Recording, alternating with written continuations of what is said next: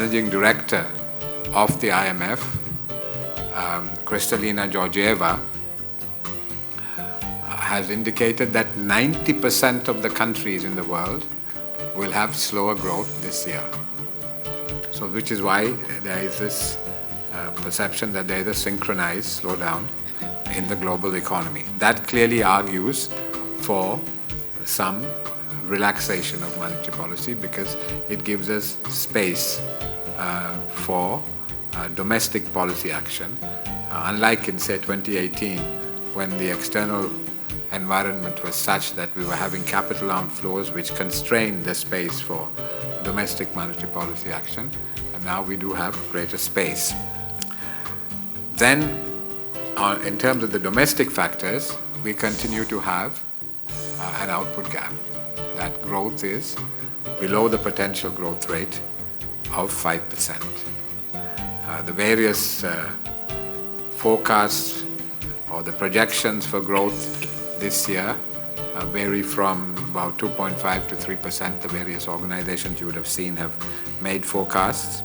But the fact is that there is an output gap, which again argues for some relaxation of policy.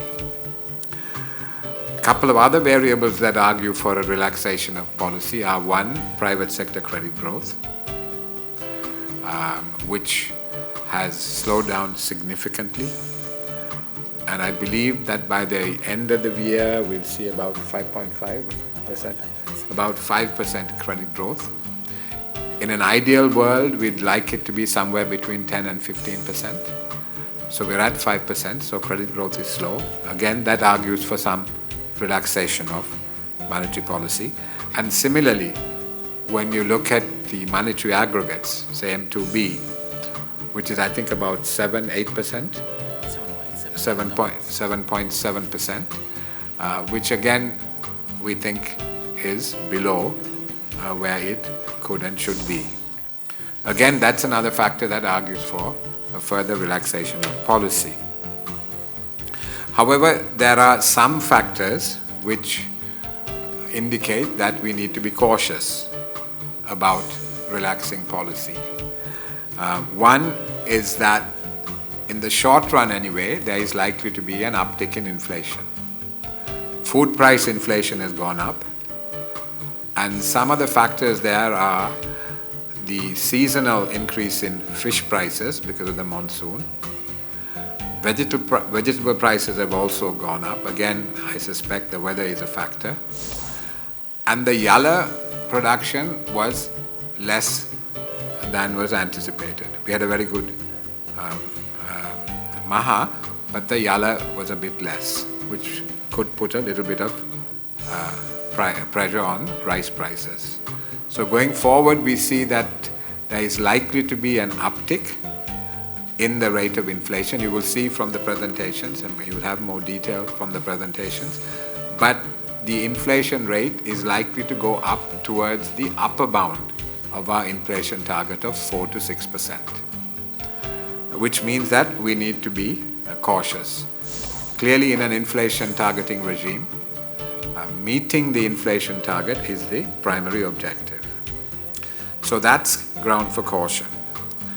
Secondly, from time to time in recent weeks, there has been some pressure on the rupee. It has stabilized in the last few days, though yesterday again there was a little bit of pressure. So at a time when there is some pressure on the rupee, clearly if it depreciates, then that also could put pressure on prices, and that's another reason for holding the rate as it is.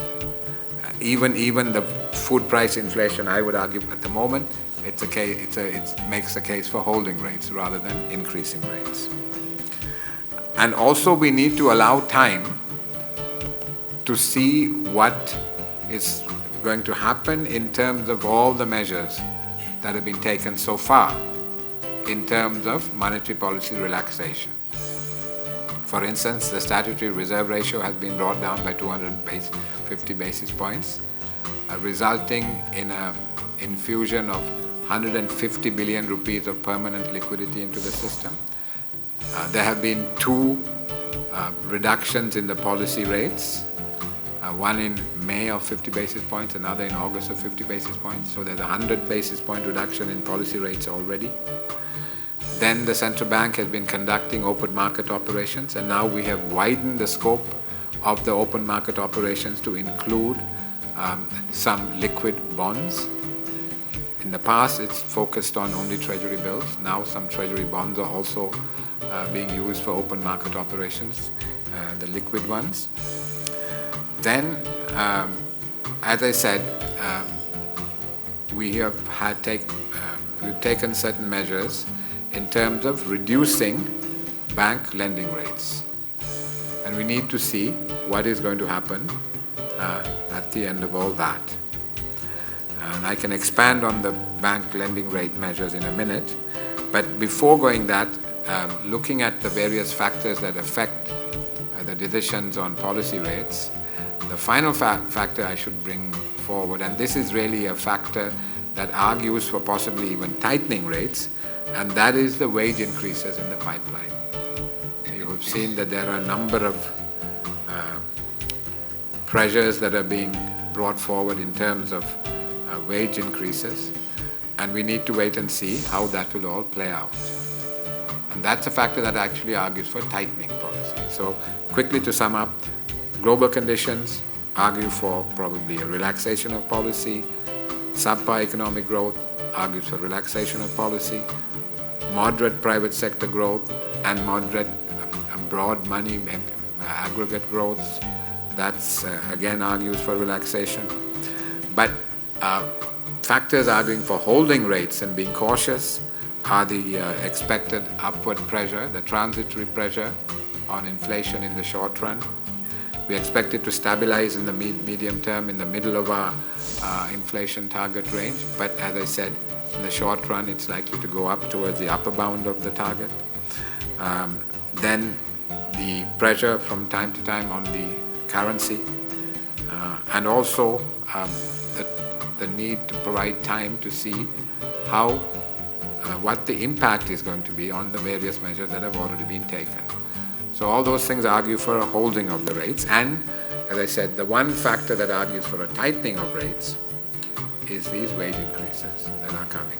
So having taken all these things into account, the Monetary Board decided to leave policy rates as they are.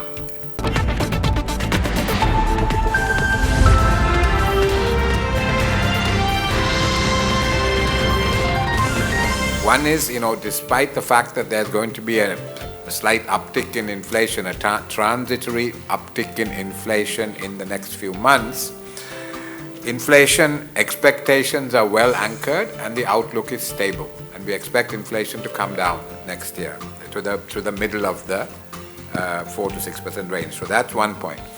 The second point is that the external sector, which is where our main vulnerability exists, is in reasonable shape. You saw that the trade deficit has come down by $2.4 billion during the first 8 months of the year. But of course, the performance in the services account has been adversely affected by the reduction in tourism receipts. We expected about $5 billion worth of tourism receipts this year. It's coming down to, the projection is 3.7. So of that 2.4 improvement in the trade account, 1.3 billion or so has been set off by, in the services account, by the expected reduction in tourism earnings. And also in recent months, there has been some decline in earnings from shipping because the Indian economy has slowed down. As you know, the Indian economy the last couple of quarters has slowed down, and as almost 75, I think, or 80% of the tonnage handled by Colombo harbour is Indian transshipment, that is having an impact on our shipping. So that's why the services account, the performance there has been somewhat adversely affected. But overall, the current account deficit, which was 3.2% of GDP last year, is projected to come down to 2.6%. So there is an improvement. And also, you heard the presenters say that our reserves are at 7.6 billion. That's 4.5 months of import cover. and about 65% of our short-term liabilities, which is not ideal, but it's certainly adequate, more than adequate, and higher than we have often had. So the external position is good. Then the third point I'd like to draw your attention to is what the average weighted deposit rates and lending rates. You would have seen from the presentations that since the time that the deposit rate caps were introduced at the end of April, we've seen the average weighted new deposit rates come down by 284 basis points. In that same period, the average weighted lending rate has come down by 87 basis points. So 284 and 87. Now, of course, banks can't immediately pass on the new deposit rates because the stock of deposits that were in existence at the end of April take time to mature. A lot of the deposits are of 1 year duration, which is why in the direction issued by the central bank to banks to bring down lending rates, the lending rate caps, gives them time to bring these rates down gradually. So what we are saying is basically to pass on the reduction in the deposit rates that were generated by the imposition of the deposit cap, to pass that on to their customers. And in an ideal world, after the elections, when confidence and sentiments will, I'm sure, pick up, we will have a lending rate structure which can boost growth. You will recall at the last meeting, Dr. Nandalal Veerasinghe explained at some length how if you have a nominal growth rate of say 9%, say inflation of 6, growth of 3, 9% nominal growth, to have average weighted lending rates of 14-15%, just means that people can't do any business. So we're trying to shift this lending rate structure down, asking the banks to pass on the benefits they got from the deposit cap, which we have now taken off. And that is essentially what we're trying to do. And hopefully we'll have a lending rate structure in place which will boost growth when confidence and sentiments pick up after the election. Governor, state sector salaries will be increased next year. So how will this impact the budget deficit and fiscal policies? Given the current situation in the country, do you think it's a wise move? So, this is actually a question for the finance minister and ST rather than me. But let me, the big point to make is that there is an overall framework of fiscal consolidation. Now, the trajectory of adjustment has been adversely impacted by factors beyond the control of the authorities. For instance, in the wake of the political impasse in the last quarter of last year, economic activity was affected. Then after the April events, again economic activity was affected. And when economic activity slows down, the VAT take, then the take on certain excise duties, all that gets adversely affected, and that is what has happened. So revenue was adversely affected. And some additional expenditure also had to be incurred in relation to security expenditure, etc. So that's one. So there is going to be a slippage in the fiscal performance. But what is most important is there is a medium-term framework that has been set out which will enable Sri Lanka to manage its debt dynamics. That is where the problem is. One is inflation. It can lead to inflation. But their monetary policy can be tightened to try to lean against that. But a more challenging thing is if you have to keep borrowing, then one is interest rate. If you borrow too much domestically, interest rates go sky high. If you borrow abroad, your debt burden gets external debt burden becomes more onerous, and our deficit and debt dynamics are very precarious. That is probably the kind of Achilles heel in the Sri Lankan economy, particularly the external debt. So we have to stay within a certain framework. So if salaries are increased, then in order to stay within the framework, one would need to reduce other expenditure and or increase revenue. So that's what would be the challenge for the government. Governor, this week Cabinet approved the lead managers for the Samurai bond. Can you walk us through what the next step will be? And also, do you have any projections for third quarter growth, since we're getting to the end of that quarter as well? And do you see a pickup in growth? Thank you. Okay, I'll answer the latter question first.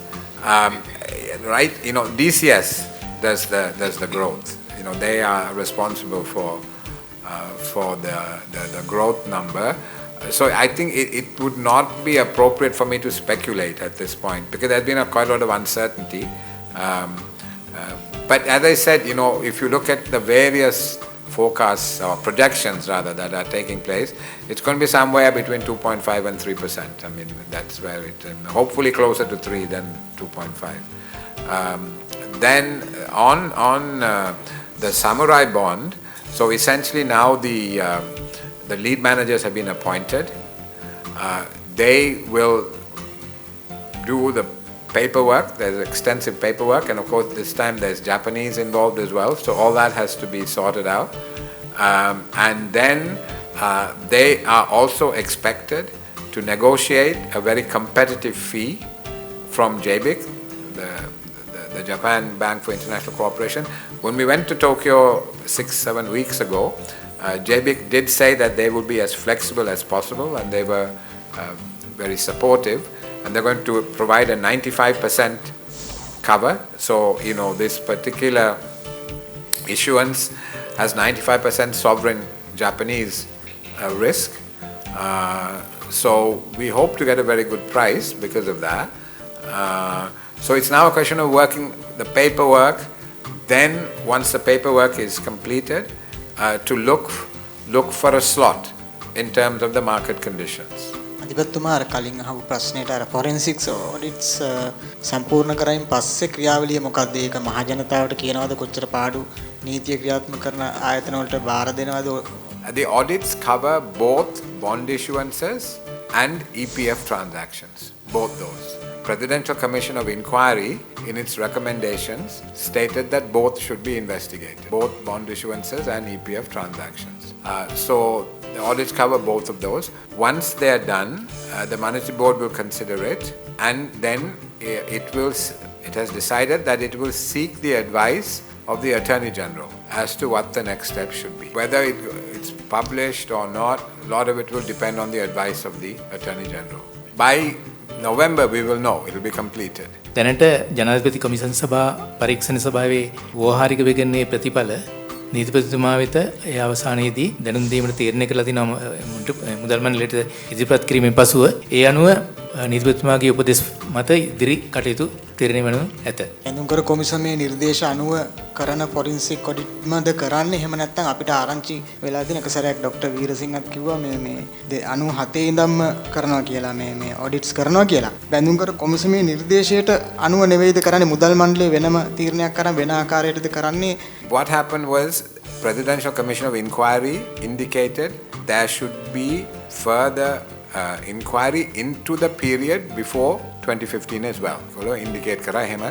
There was reasons they thought that there should be an inquiry. They didn't specify the date, but the Monetary Board thought that if we went back to a certain date, later on somebody might say, please look into it earlier as well, earlier period as well. So we thought the best thing is to start from the beginning. Otherwise, if we had to conduct a fresh inquiry, then it will be much more costly to do everything all over again.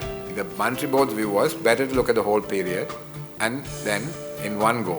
So that's what's happening, and hopefully by November, as I said, 5 of the 6 audits should be completed.